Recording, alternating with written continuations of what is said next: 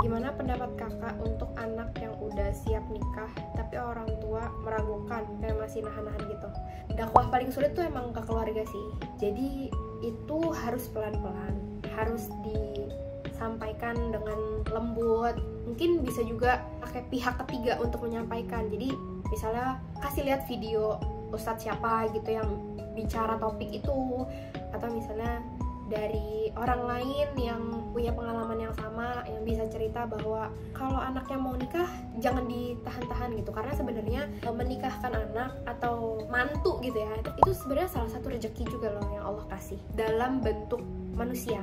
Ini tuh rezeki yang Allah mau kasih ke kita. Masa kita mau dikasih rezeki nolak?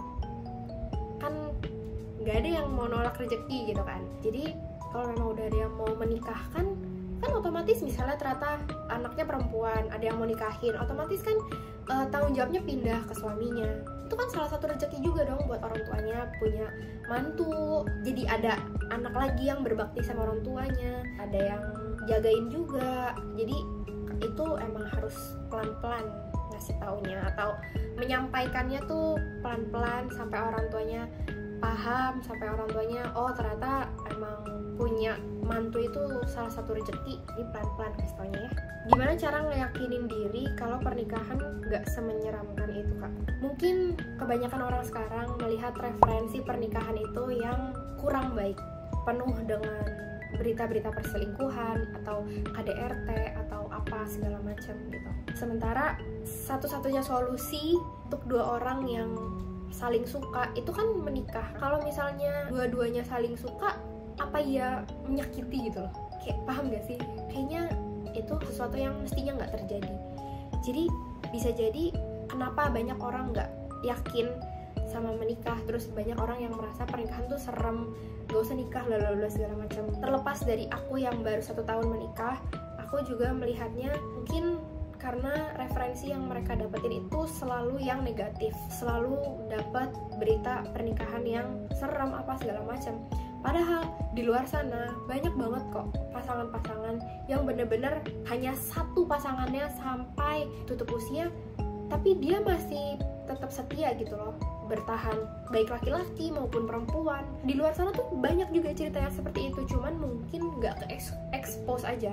Yang lebih sering ke-expose itu kan berita-berita negatif emang. Makanya nggak usah terlalu sering-sering baca berita, nggak usah terlalu sering-sering kepo sama hal-hal yang negatif kayak gitu, karena itu secara nggak langsung mempengaruhi alam bawah sadar kita juga bahwa menikah tuh serem ya. Terus kalau misalnya ada yang udah solehah banget istrinya atau udah soleh banget suaminya, terus masih diselingkuhin kan, pasti kan kita mikirnya kalau yang kayak gitu aja diselingkuhin gimana gue, tuh udah makin deh tuh, makin meningkatkan alam bawah sadar kita bahwa menikah itu serem. Jadi kurang-kurangi baca berita yang kayak gitu supaya teman-teman juga gak merasa pernikahan itu tuh serem gitu. Ya minta juga sama Allah lah pasangan yang baik buat kita, yang mau sehidup sesurga sama kita, yang sayang sama kita, yang gak akan berlaku kasar. Itu kan kita bisa minta juga. Gak malu kak pas ta'aruf ditemani banyak orang? Kadang takut jawabanku itu aneh atau jadi muka aib depan orang. Enggak.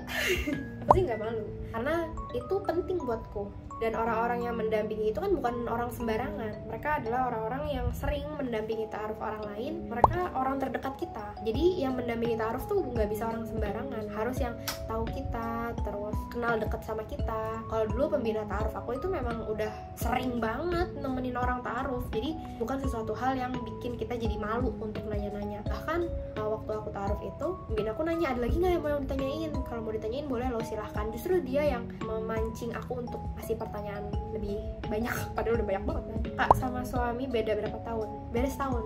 Dia tahun 97, aku tahun 98. Dan ini juga salah satu doa yang aku minta sama Allah. Aku tuh minta, ya Allah, aku pengen punya pasangan yang gak beda jauh sama aku umurnya. Mungkin beda setahun, 2 tahun, 3 tahun maksimal. Kalau aku orangnya, aku pengen menua bersama sama dia. Jadi aku gak mau dia tua duluan.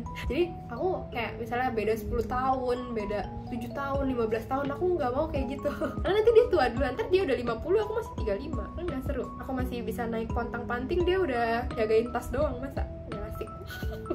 Itu aku ya, gak mesti sama. Assalamualaikum Tahira, kira-kira yang perlu dipersiapkan untuk proses ta'aruf apa aja ya? Yang perlu dipersiapkan adalah ilmu sih. Kayaknya menurutku itu sangat penting untuk dipersiapkan, dan ilmu itu kan kayak bekal gitu buat kita. Jadi kita tahu pada saat nanti kita ta'aruf apa sih yang harus kita tanyain sama calon pasangan kita. Terus pada saat nanti dengan jawaban dia seperti itu, ada lagi nggak yang kita mau lemparin misalnya gitu. Jadi kayak bahan diskusi.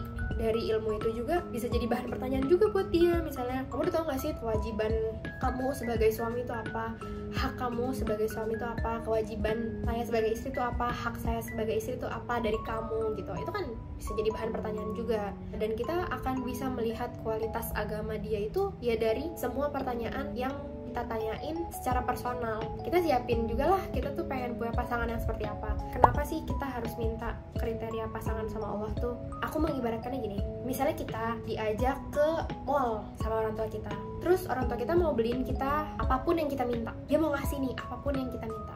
Terus misalnya kita sampai di toko sepatu misalnya, atau tas atau baju gitu, kan pasti banyak tas yang bagus-bagus, baju yang bagus-bagus, sepatu yang bagus-bagus. Terus orang tua kita nanya, kamu mau yang mana?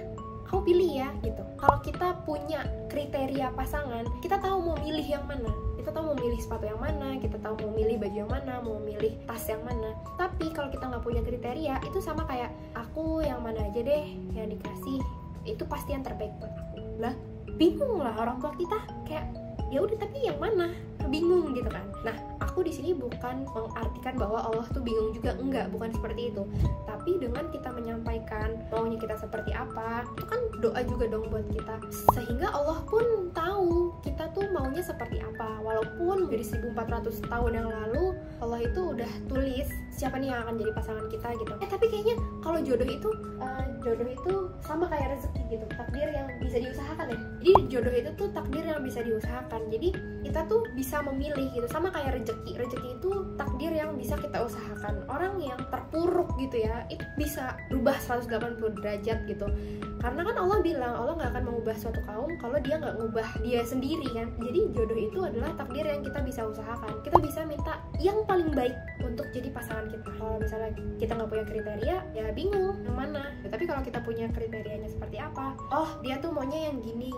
Oke, berarti yang sama yang ini nih, gitu loh, kayak paham kan analoginya? Semoga sih pertanyaan-pertanyaan teman-teman semuanya terjawab, bahwa sangat penting untuk punya kriteria pasangan. Jangan hanya berharap yang terbaik aja, karena pasti yang akan jadi pasangan kita suatu saat itu adalah yang terbaik buat kita.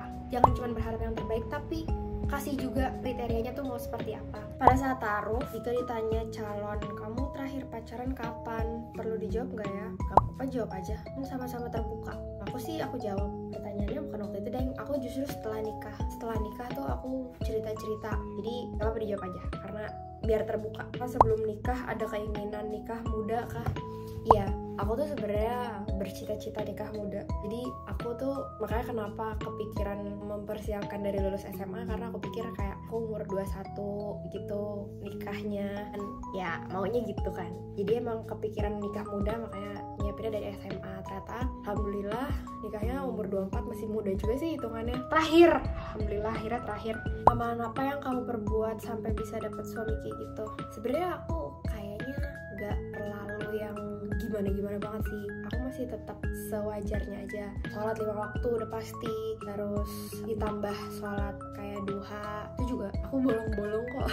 Ya Allah, nggak serajin orang di luar sana. Sholat tahajud juga sama, bolong-bolong, tapi ya adalah beberapa kali pernah tahajud. Apalagi ya sedekah gitu-gitu, kayaknya yang standar nggak sih yang dilakukan oleh banyak orang. Tapi ada satu yang aku selalu kerjain setiap kali aku dapat kesempatan, aku selalu kerjain itu. Jadi amalannya adalah, teman-teman pasti pernah dengar kalau pada saat akad nikah itu ribuan malaikat turun untuk mengaminkan doa orang-orang yang berdoa pada saat itu. Jadi aku tuh selalu kalau dapat undangan nikahan, aku pasti selalu datangnya tuh pas akad, selalu pas akad. Jadi pada saat proses akad itu terjadi, orang-orang kan pada sibuk videoin gitu kan. Kalau aku enggak, kalau aku kayak lebih ke aku berdoa banget di situ. Aku benar-benar fokus kayak, ya Allah, aku mau yang bla gitu. Jadi itu yang selalu aku kerjain setiap kali aku dapat kesempatan undangan nikahan, karena aku meyakini gitu bahwa pada saat itu doa-doa aku tuh diaminkan oleh ribuan malaikat yang turun. Merinding, jadi kayak lebih powerful gitu loh kalau diaminin sama malaikat, kayak gitu aja rasanya gitu, kayak gitu. udah semua nih pertanyaan tentang ta'aruf udah aku jawab semua, sisanya minta spill. Terima kasih teman-teman yang sudah nonton, semoga ada hal baik yang teman-teman bisa ambil, semoga apa-apa yang tadi aku sampaikan teman-teman bisa amalkan juga, karena kalau cuma denger aku ngomong doang nggak diamalin ya nggak tahu gimana. Cuma aku juga nggak menjamin sih 100%, aku nggak punya jaminan garansi apa-apa, aku cuma bisa bilang bahwa setiap doa yang kita panjatkan itu Allah pasti kabulin. Setiap doa yang kita minta sama Allah itu pasti Allah kasih gitu. Jadi jangan pernah berhenti untuk meminta, jangan pernah bosan atau nyerah untuk minta sama Allah, karena kita tuh manusia tuh lemah, tau gak sih? Kita tuh nggak punya kekuatan apapun, kita tuh lemah, makanya kita minta tolong sama Allah. Ya Allah, aku tuh maunya yang ini bilang gitu, susah banget bilang ya, gak canda gitu ya. Jadi sekian Q&A hari ini, sampai ketemu di video-video berikutnya. Assalamualaikum warahmatullahi wabarakatuh, bye bye.